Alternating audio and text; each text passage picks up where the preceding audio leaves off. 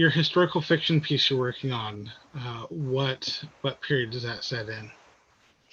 It's late 50s and it's set in southern Japan. Okay. So So not period that, super long ago, like 70 yes, years ago. still within living memory, but Mm-hmm. it's a period that hasn't been written about a lot, even in history books. It's been challenging finding period accurate details for that place and time. Interesting. Mm-hmm. It's a period that the Japanese people would rather just say, we're not going to talk about that. Let's talk about now. That's more their attitude. It's like, Why but I want to talk about that.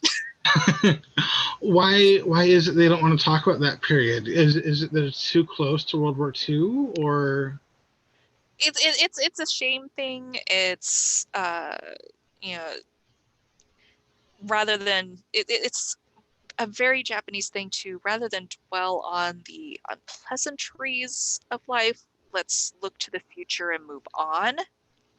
And so there's this whole decade of time from the moment World War II ended to, you know, right around 1960, where that was their big recovery period, where they did and it took them a long time to rebuild all their infrastructure, get their economy going again, establish trade partners. And so that was all of that groundwork decade.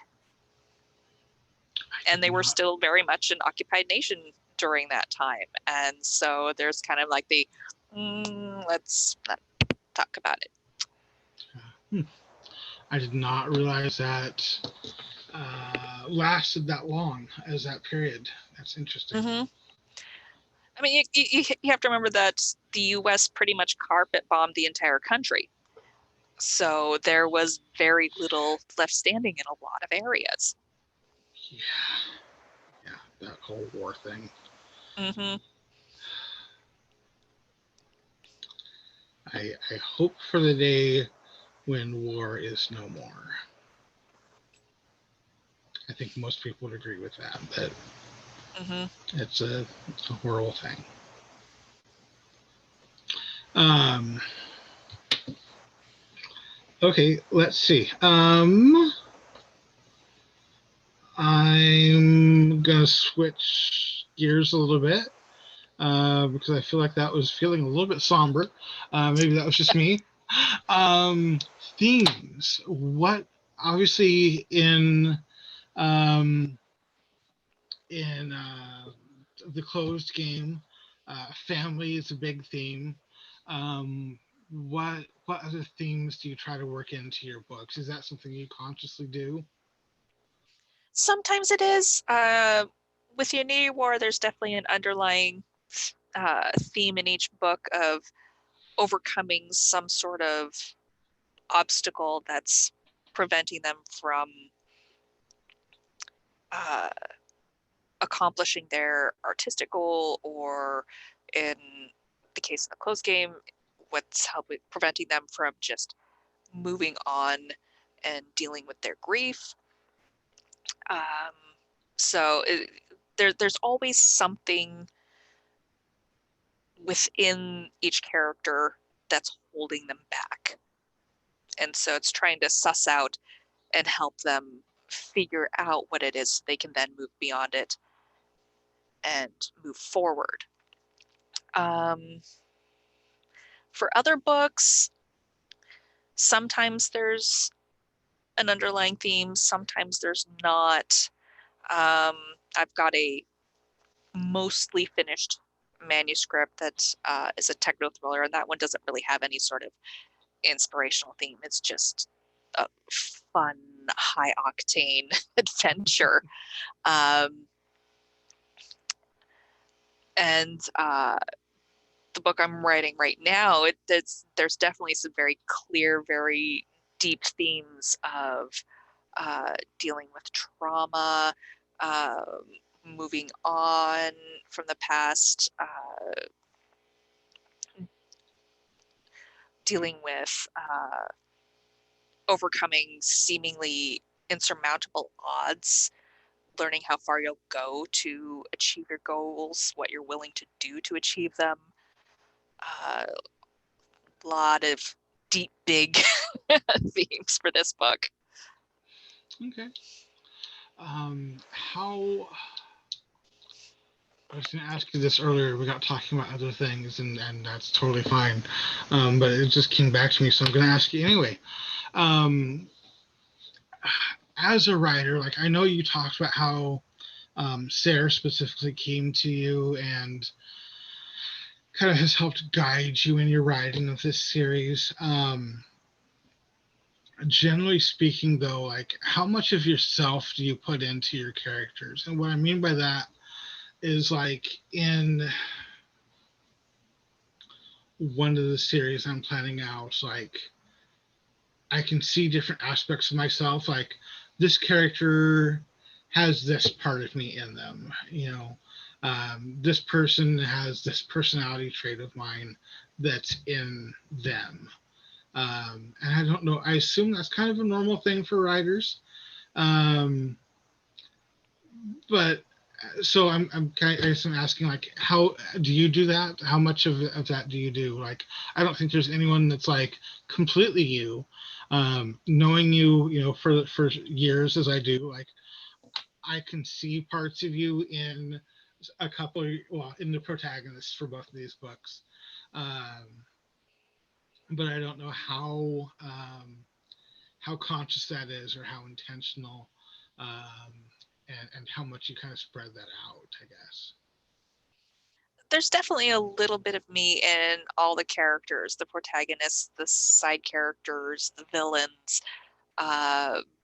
But yeah, never enough for anyone to say, oh yeah, that's a doppelganger. Uh, Never. It's always, okay, this one's got a little bit of my sass, and this one's got a little bit of my vengeful anger and things. So there's always a tiny bit of me in all the characters I write. Okay. Yeah, that's kind of what I suspected, but I wasn't sure, so I wanted to ask. Um, what are you?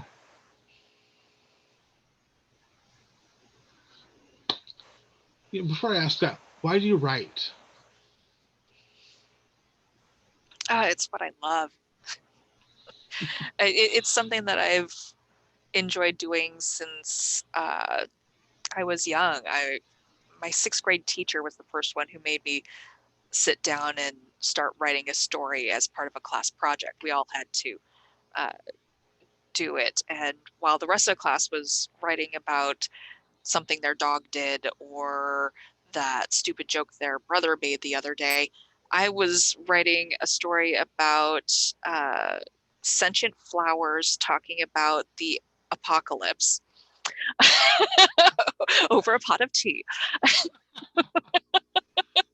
Fabulous. Yes. Surprised? No. No, not at all. No, so you know, as I kept having to do creative writing assignments in middle school and high school, it started on me as like, I like this, and I'm definitely like doing things that nobody else is doing. So maybe I should become a speculative fiction author. There seems to be a talent in that direction. But I mean, it wasn't until I was finishing up college before I decided to actually make it a career rather than a hobby or a pastime. Because I was all throughout college a science major, but I was still trying to find which particular uh, field I wanted to go in. Like I'd originally intended to study oceanography or marine biology, but then once I discovered how limited the number of jobs are in that field and how unlikely it was that I was actually going to get to work in that field, I'm like, maybe a different field would be better. So then I played with chemistry and zoology and microbiology, which is actually a lot of fun. But the whole time I had a writing minor. And so it wasn't until I was almost finished with my associates that I'm like, there is one consistency in all of this, and it is not the science. So maybe I should just forget having a reliable scientific day job and just go for the art. So now I'm going for the art and building my career, and hopefully someday it'll be profitable enough that I could do it full time. That's always the hope. I think that will be uh, great if you're able to do that. That um, yeah, I hope you're able to do that as well. I've enjoyed everything of yours that I've read, which is nowhere near everything that you've written, but I've tried to keep up. Um, how um, have you been able to use things that you learned from your science studies in what you've written? Definitely. I've got an unpublished novella that I need to finish cleaning up one of these days, when I'm not buried under, 4 novels that I have to write. That deals a lot with eugenics. Fun. The whole plot kind of really centers around eugenics, and so that was really fun to write. I've got a short story coming out shortly where I got to dip a little bit into my love of marine biology, because I was writing about some uh, very obscure forms of mermaids, Scottish mermaids actually, Oh, were very freaky. So yeah, so it and oh, what was yeah, and there's been some other short stories where I've had to delve into other things, into some. I wrote a kaiju story, which unfortunately didn't make the cut for that particular anthology. But I had to pull in a lot of my marine biology knowledge and pull in some physics as well, because I had to figure out how to feed this kaiju chunks of sea lion. like I had to figure out how to yeet a frozen sea lion 2,000 feet into the air to the kaiju's mouth. That was so much fun to try and figure out. oh. I pulled in a lot of my writer friends. It's like, okay, you guys are science buffs, physics buffs. Help me out here. I need to yeet.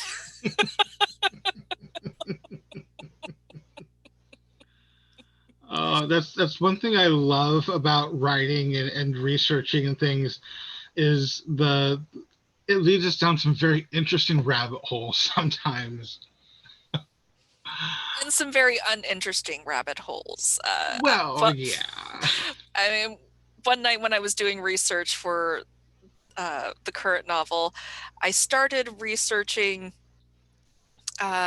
something. I don't even remember what I'd started researching. Something about the city that it takes place in. And somehow, an hour and a half later, I found myself reading State Department reports on rice production and trade in 1954. Not riveting reading I at wouldn't think all. so. Don't know how I ended up there or why Google thought that would be of interest, but I still ended up there. Oh, algorithms. Mm-hmm. Oh, Google. Um, so you mentioned you would like to be able to write full time and make that like your full career at some point. Um, what are you doing to work towards that? Right now, it's mostly just producing more content. The more things I have out there, the more well known my name becomes, the bigger fan base I build, having a bigger backlist that will, continually garner sales and royalties. That's a big part of what helps support authors. So it's just getting more content out there. Doing the work. Mm-hmm. Okay. Have you ever considered diversification? Like, and when I say that, I mean like branching out, like merchandise related to your series or your stories or anything, or if you just kind of focused on the writing. Right now, I'm just focused on the writing. I do want to do merchandise eventually, and I've got, some ideas of certain items that I'd really like to produce, but I need the fan base willing to fork out money for said items Mm-hmm. first. So there's no point in spending the money on designing these products and ordering samples if no one's going to be buying them off my site, which I kind of need a site first. Uh, so Yeah, that's fair. I can see that. Sorry, I was trying not to laugh too much because as you were talking about that and thinking about products, I was thinking about your latest book and uh, Coco's father and the line of work that he's in, and just imagining products related to that. geisha's fake lashes,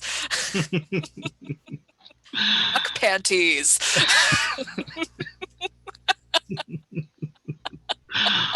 That would be interesting. That would be interesting. I mean, I've got a friend who's a queen who could help with product testing. I mean, Hey, let me know if you look into that. I would love to hear more about it. And oh goodness, um, yeah. So um, aside from writing, what else are you doing to kind of build your ideal life? You know, the life that you would like to be living. ooh.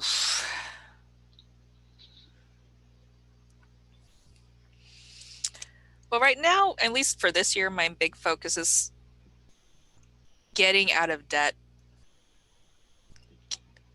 getting some, I mean,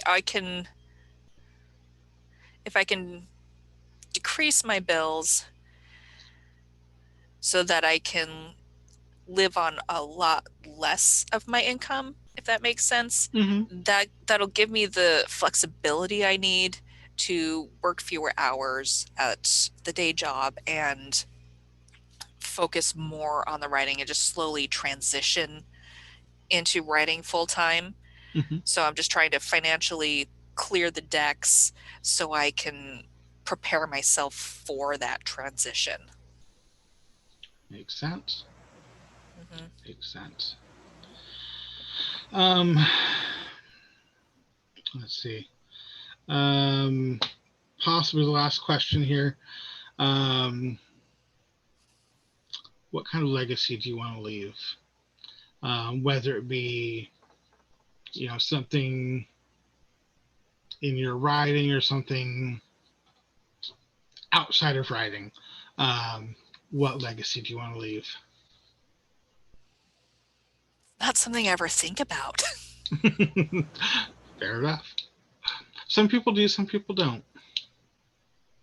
Well, legacies are hard because it's like they say at the very end of Hamilton, uh, you're not in control of your own legacy. It's the people that are left behind that are in control of that, who say who you were. Uh, the only contribution you can give to it is any writings or videos or, moments like this where you can actually speak for yourself. But as for everything else, it's what everybody else says and their interpretation. So, Yeah, that's fair. I mean, it's such an ephemeral thing. Mm-hmm. Yeah, I honestly hadn't really thought about that. I haven't seen Hamilton yet, so maybe that would have helped with that. But I had to cancel my Disney Plus subscription, so I've been missing out. That was like next on my to watch list after this last season of The Mandalorian. So good. And that's what I hear. I had to drop my subscription halfway through. Um, yeah, I hate having to live through spoilers and like YouTube videos and stuff like that because it's just not the same as watching the content. Anyway, um, anything else you want to share? Your website, like if people wanted to know more about you, get a hold of you, anything like that. Um, anything you want to share? I mean, right now, Facebook and my blog are pretty much the big uh, online presences I have. I don't have a website up and running yet. It's one of those things on the to-do list. But yeah, I mean, my email is on my blog. It's should be at the very end of my bio. So if you scroll over on the right and scroll to the end of the bio, you'll find my email if you want to contact me. I apologize because I am not the easiest author to contact because I have a reoccurring problem with creepy stalker guys. Um, Totally that's why I fair. write under a pseudonym, because if they don't know my real name, they can't find where I live. Yeah. Um, Yeah.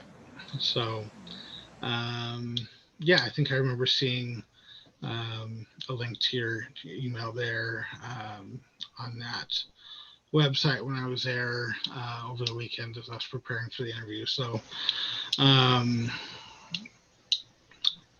what is that website? ninjakeyboard.blogspot.com is the blog. Perfect. Um, okay. Well, uh, Kim, I appreciate you uh, taking some time to chat with me, and it has been a pleasure as always to talk with you.